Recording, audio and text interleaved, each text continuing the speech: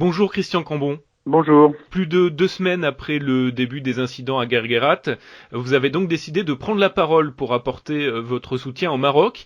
Qu'est-ce qui a motivé cette prise de décision? Déjà, l'amitié, un groupe d'amitié, comme son nom l'indique, c'est entretenir des rapports chaleureux et amicaux avec nos partenaires, nos amis du Parlement marocain, bien sûr.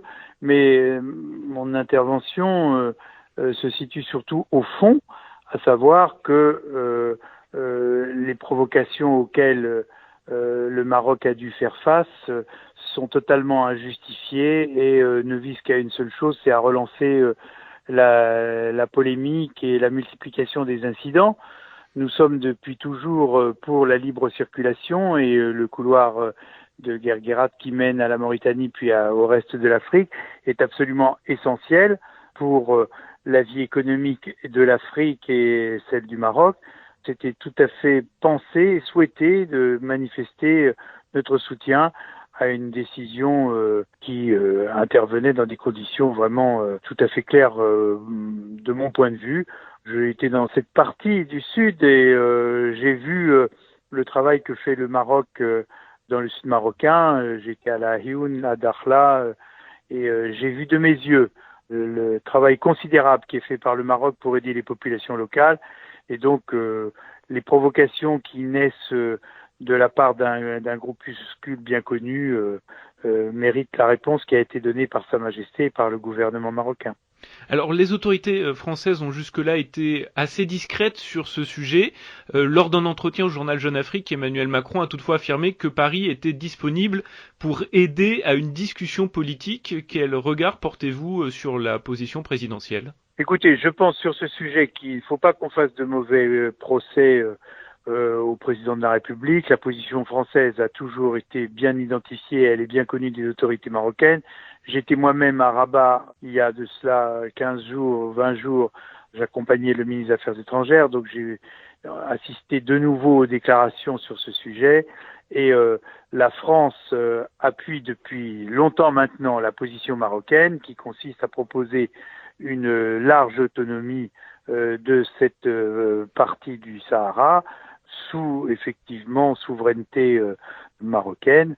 C'est le bon sens qui implique cela et qui montre que il faut que ces territoires s'adossent à un État qui fonctionne, qui assure sa propre sécurité, sa propre défense. Et donc je crois que c'est une solution qui a toujours été défendue par la France. On s'est réjoui lorsqu'il y a eu le cessez-le-feu et donc toute action qui vise à rompre ce cessez-le-feu entre le Polisario et le Maroc doit être effectivement combattue parce que ce que nous voulons, nous, c'est un règlement pacifique sous les auspices de l'ONU. À plusieurs reprises, les résolutions des Nations Unies ont montré que c'est dans ce sens qu'il convient d'aller. Ce qui est intéressant de la position française, c'est que nous parlons à toutes les parties. Nous parlons à l'Algérie, nous parlons bien évidemment au Maroc. Moi, en ce qui me concerne, en tant que président du groupe d'amitié, évidemment, mes relations sont plus intimes et plus habituelles avec le Maroc. Et donc, je me satisfais de la position de la France, qui est une position équilibrée, mais de bon sens. Toutes les propositions de référendum, on en connaît toutes les difficultés, elles ont été identifiées par tous les envoyés spéciaux des Nations Unies qui se sont succédés.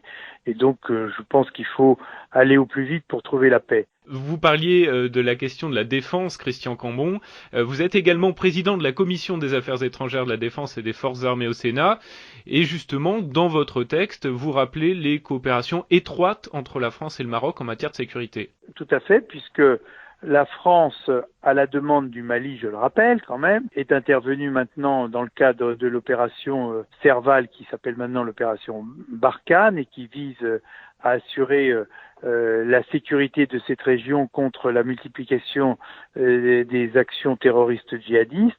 Et l'on comprend bien que si nous intervenons avec autant d'efficacité, c'est parce que des pays amis tels le Maroc, et j'ai eu l'occasion de dire que le Maroc était notre meilleur allié sur ce continent, c'est parce que tel est le cas. Moi, je garde en tête le fait que, au lendemain justement du lancement de ces opérations Serval, le roi du Maroc a été un des tout premiers à soutenir l'action de la France et le Maroc continue à le faire. Nos amis marocains sont des alliés précieux dans ce combat que nous menons contre le djihadisme qui vise à déstabiliser tout le monde, y compris tout le Maghreb, l'Algérie, la Tunisie, la Libye. On voit où on a vu dans les temps passés les difficultés, les drames que créait la présence de ces terroristes et de ces djihadistes qui veulent déstabiliser les États.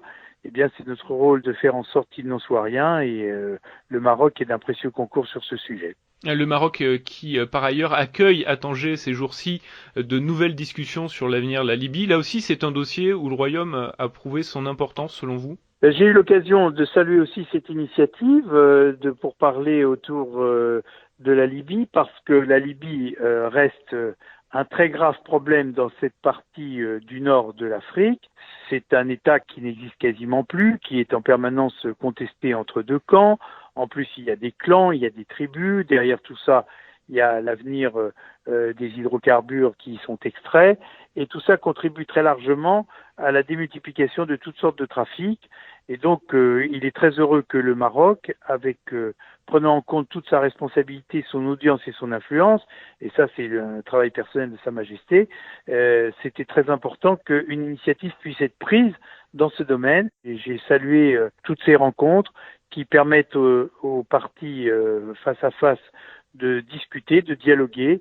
Et les renseignements que j'ai montrent que des progrès sont accomplis. Il y a encore du chemin à faire pour que les armes se taisent, mais je pense qu'on va dans le bon sens parce que le Maghreb et le Machrek tout entier ont besoin de paix, de sérénité pour assurer le développement en faveur des populations. Et nous qui sommes la rive nord de la Méditerranée, on n'a pas besoin non plus de toute cette agitation au sud.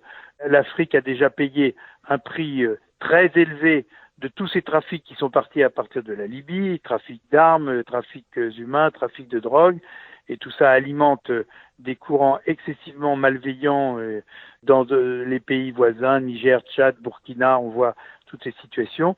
Et donc tout ce qui va dans le sens de la discussion, du dialogue et de la paix a notre soutien. Et moi je salue cette nouvelle initiative, cette reprise des conversations sous les auspices du Royaume du Maroc. Et je crois que ça c'est une très bonne chose pour la paix. Merci beaucoup Christian Cambon, sénateur Les Républicains du Val-de-Marne, président du groupe interparlementaire d'amitié France-Maroc et donc président également de la Commission des Affaires étrangères, de la Défense et des Forces armées du Sénat. Merci d'avoir été l'invité de Midi 1. Merci beaucoup.